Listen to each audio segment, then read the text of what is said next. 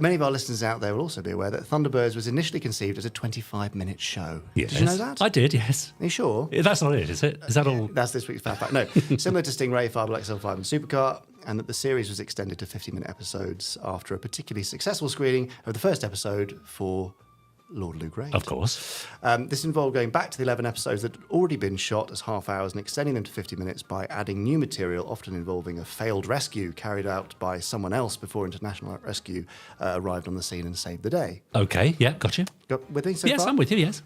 Good. However, one brief but memorable additional moment in the first episode of Thunderbirds, Trapped in the Sky, occurred by accident rather than by design. Right, okay. The moment in question is when one of the remote control elevator cars taking part in the rescue of Fireflash, elevator car number 3 to be precise, malfunctions and swerves off the runway just before the Fireflash is about to land on it, ultimately crashing into the back of a nearby plane. Right. That moment, though, was completely unplanned and occurred as the result of one of the prop elevator cars malfunctioning for real and driving off the runway set. Oh, I see. However, Dad and Derek Meddings and others liked the shot so much that it was incorporated into the story, becoming one of the last-minute setbacks to International Rescue's efforts to rescue the Fireflash. Nice. Now, obviously, the shot of the elevator car crashing into the other plane was not part of that accident and was filmed afterwards to enhance the drama. Ah, got you. One indication that it was a very late addition to the scene is that you can see just over the plane's wing, the lettering on the plane is reversed, indicating that the scene was filmed at the reverse angle to how we see it on screen, and then the footage was flopped for the final edit. Right, okay. Are you with me? Yes, I think so. However, in the final edit, although the text on the plane is the wrong way round, the number 3 on the elevator car that hits the plane is the right way round. What? Say what now? Yeah. Okay. Which means that it must have been filmed with the number 3 turned upside down and then, in order to appear backwards on the film. Wow. Do you see? Is that what it means? Probably.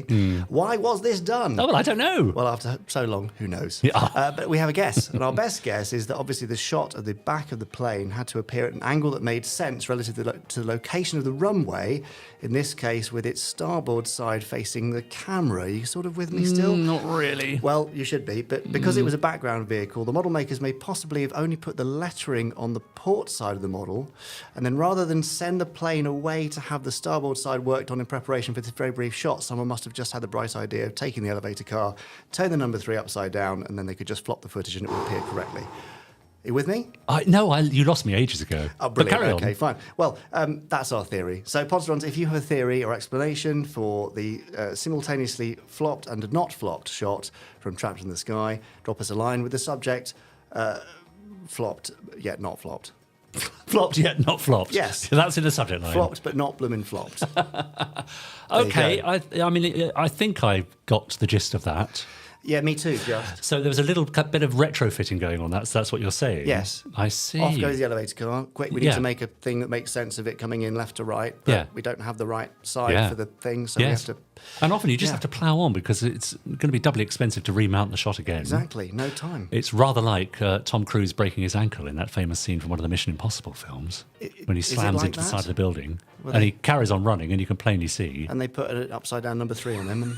Off he went. Reverse the shot. Yeah, perfect. Done. Things exactly like that. The same. Yeah, okay. All right. Well, maybe we should flop us one day and I'll sit there and you sit here. Okay, brilliant. You'll have to wear a reverse Space Precinct logo. Right. That makes sense. Okay.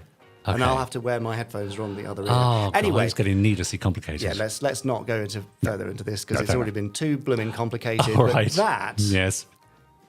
I think I know where I'm going with this. Go on, then. That brings us to the end of this week's... Flopped Fact!